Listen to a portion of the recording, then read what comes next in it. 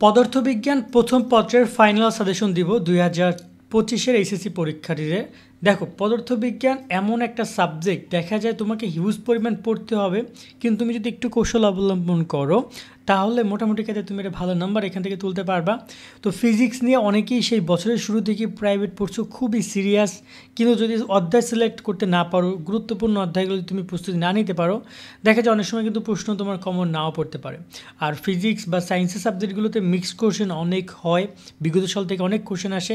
আজকে আমরা সেই অধ্যায়গুলো নিয়ে আলোচনা করব, কোন অধ্যায়গুলো পড়বা, কোন অধ্যায়গুলো পড়ার দরকার নেই, আর কোন অধ্যায়গুলো সহজ রয়েছে ওভারঅল, এবং মিক্সড কোশ্চেন কেমন হতে পারে, বিগত সাল কোনগুলো পড়বা, সৃজনশীল এমসিকিউ দুইটা পার্ট নিয়ে কথা বলবো। তো আমরা ভিডিওটি শুরু করি। যারা আমাদের চ্যানেল সাবস্ক্রাইব করো না, করে রাখুন, পাশে বেল আইকন বাজিয়ে রাখবা। ইতিমধ্যে তোমাদের সব সাবজেক্টের সাজেশন দেওয়া হচ্ছে আস্তে আস্তে। তোমরা কোন কোন সাবজেক্টের সাজেশন এখনও পাও না কমেন্ট করে জানিও। আর অফকোর্স তোমাদের কোনো প্রশ্ন থাকলে কমেন্ট করতে পারো। নিয়মিত আপডেট পেতে সাবস্ক্রাইব করবা। মানবন্টন প্রসঙ্গে একটু আগেই কথা বলি। তোমাদের পরীক্ষা হবে সিকিউতে 50, এমসিকিউতে 25, ব্যবহারিকে 25। 8টা প্রশ্ন আসবে, 5টা অ্যান্সার করবা। বহু নির্বাচনী প্রতিষ্ঠা থেকে 25টা অ্যান্সার করবা। এইচএসসি 2025 ব্যাচের শিক্ষার্থীরা, বাংলা ইংরেজি নিয়ে টেনশন করছো, তুমি কিনে ফেলো এই 3টা বই। Bangla A+, Bangla first paper second paper জন্য দারুণ একটা বই। ইংরেজি A+, ইংরেজি ফার্স্ট পেপার সেকেন্ড পেপার, সব নিয়ম কানুন থেকে শুরু করে সব কিছু তুমি এখানে পেয়ে যাবা। ছোট্ট একটা বই, বাট গুরুত্বপূর্ণ অনেক। আর আইসিটি ম্যাজিক দারুণ একটা বই, সব চিত্র থেকে শুরু করে সব কিছু খুব সুন্দরভাবে তুমি পাবা। এই 3টা বইয়ের কিউআর কোড রয়েছে, স্ক্যান করলে তুমি এগুলো ভিডিও ক্লাসগুলো পেয়ে যাবা, তোমাকে খুঁজতে হবে না ইউটিউবে। এই বইগুলো অর্ডার করতে পারো night24.com থেকে, কল করতে পারো নিচে দেওয়া নাম্বারে। পাস মার্ক হচ্ছে সিকিউ 17, এমসিকিউতে 8।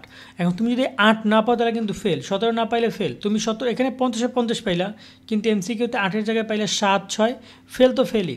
বাট প্রথম ও দ্বিতীয় পত্র মিলিয়ে পাস, সে ব্যাপারটা রয়েছে, এটা নিয়ে আমরা পরে কথা বলবো। এবার দেখি কী কী অধ্যায় রয়েছে। আমরা যদি তোমাদের শর্ট সিলেবাস দেখি, এটা কিন্তু তোমাদের 2025-এর শর্ট সিলেবাস।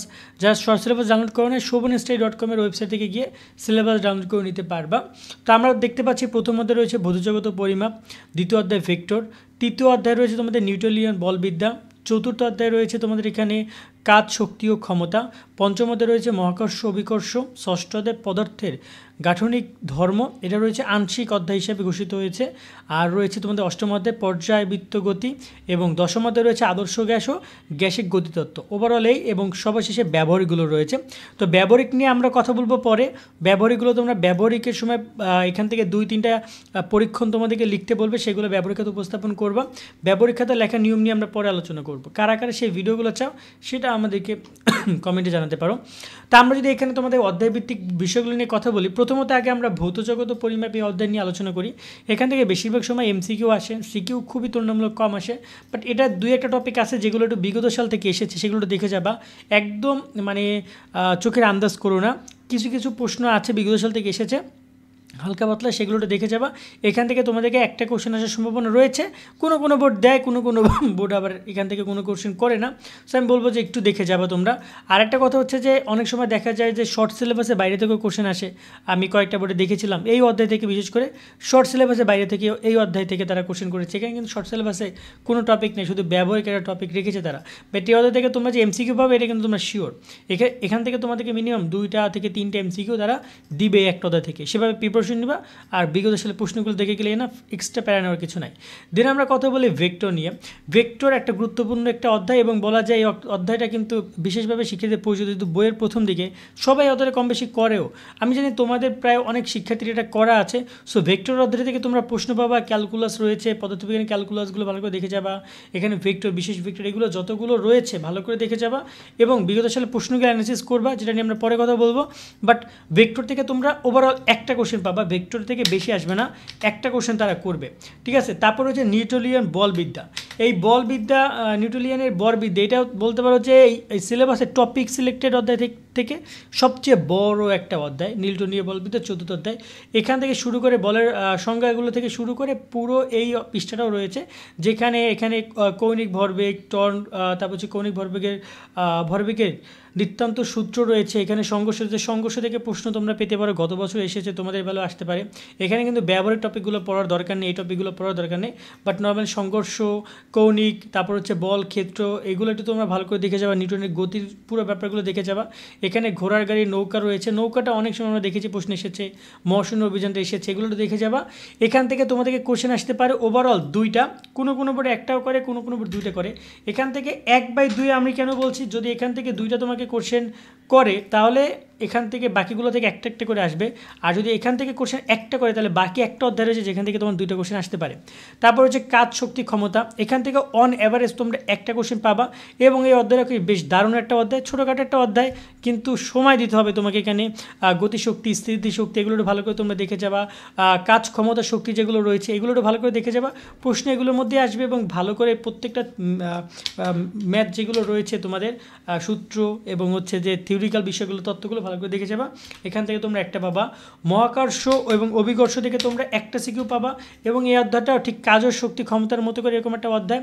তবে এখানে আমরা গত বছর দেখেছিলাম মহাকর্ষ থেকে কোশ্চেন করেছে, গত বছর 24-এ লাকিলি এই পরীক্ষাটা হয়েছে পদার্থটা, বাকিগুলো কিন্তু হয় নাই।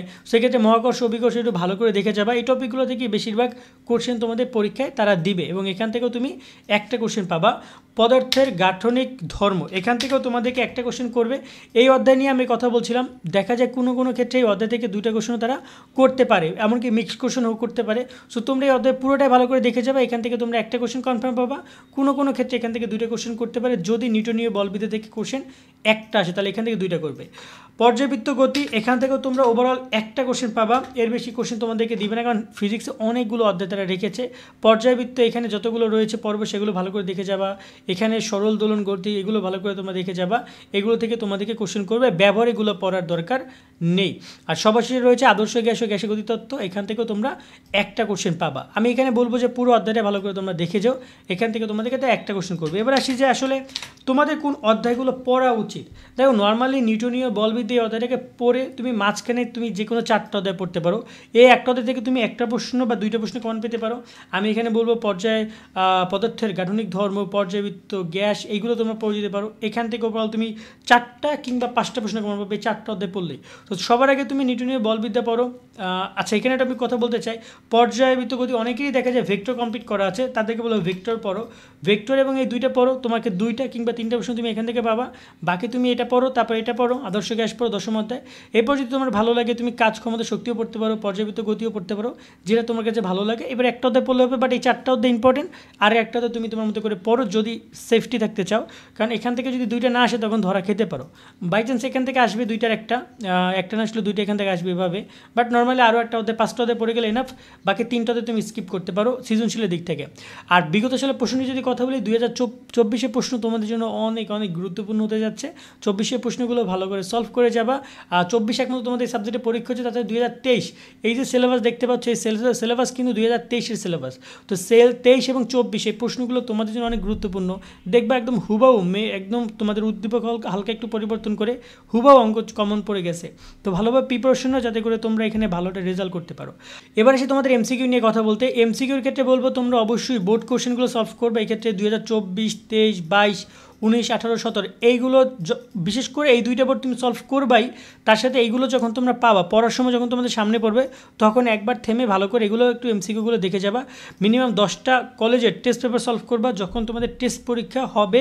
হওয়ার পরে যদি যারা সাজেশনে দেখছো, বা মনে রাখবা যে প্রত্যেকটা সাবজেক্টেরই কম বেশি 8-10টা কলেজের টেস্ট পেপার সলভ করতে হবে, তাহলে দেখবা যে প্রিপারেশনটা তোমার আরও ভালো হচ্ছে। তো আশা করি বুঝেছো। আজকের মতো আমরা এখানে বিদায় নিচ্ছি, সকলের জন্য দোয়া রইলো, শুভকামনা রইলো, ভালো থাকবে সকলে, আল্লাহ হাফেজ।